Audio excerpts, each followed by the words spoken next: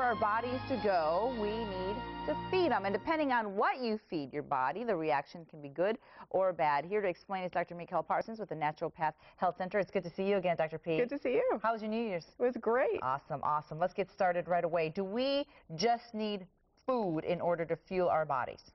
One of the things we forget about, because we all know we need to eat, and we've been talking a lot about what to eat, and I know none of you put on your stretchy pants over the holidays, so we're over that, right?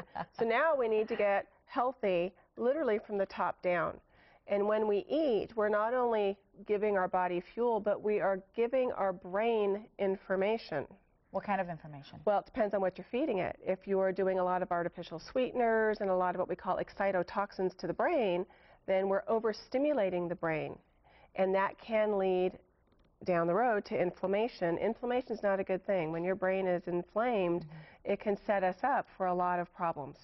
Health problems? Health problems. Oh, so it starts there in the brain, doesn't it? It can.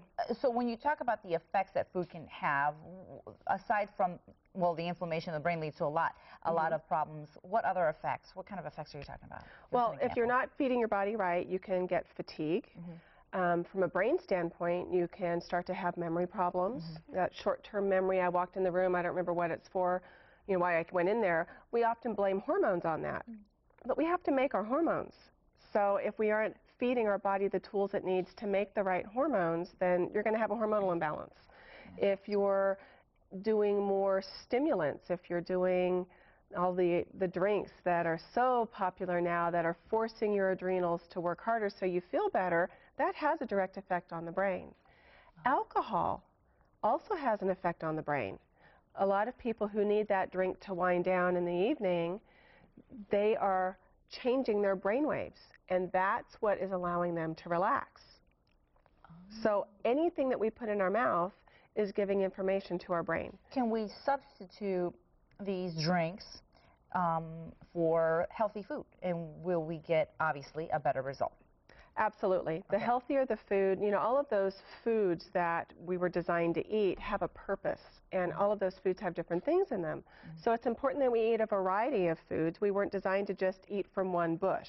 You know, there's a lot of different things that are grown, and they serve different purposes. So the more variety of foods, the more colorful the foods, the brighter the colors, as long as they're not artificially colored, those are going to be the better foods. You describe a brain map. What is it? What can we do with it? And how can we tell what's working and what's not? Well, this is what's really exciting, is when we really want to see what is the brain doing, what types of brainwave frequencies are being made. So, for example, someone who's stressed out, who has a lot of anxiety, who have panic attacks, when we do a map, that's going to show more yellow.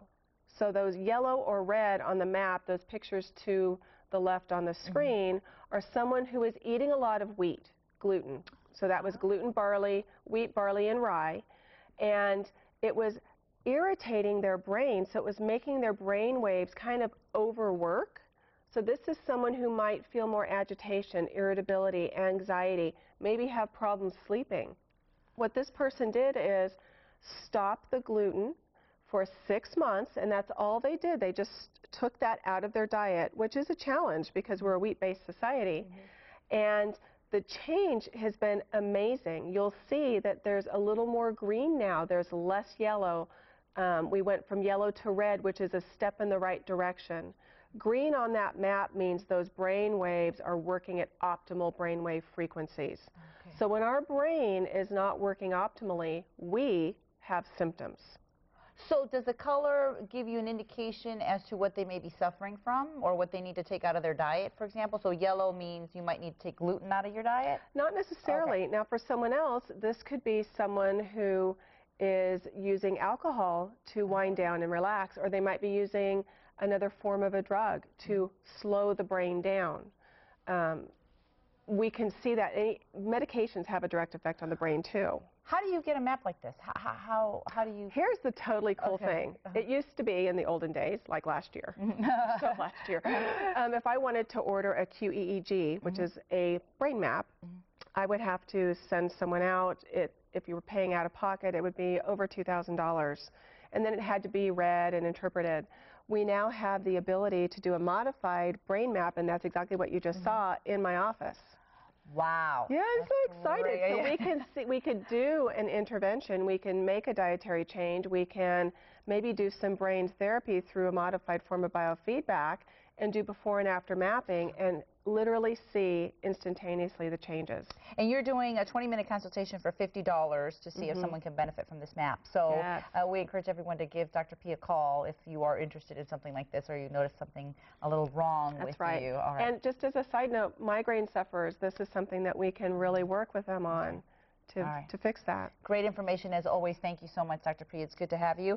447-1404 is the number, 447-1404. 20-minute consultation, $50. Yeah. All right? Good value. Yes. What's your website again? Naturopathfresno.com. There you go. Thanks so much There's for being lots here. of information on there.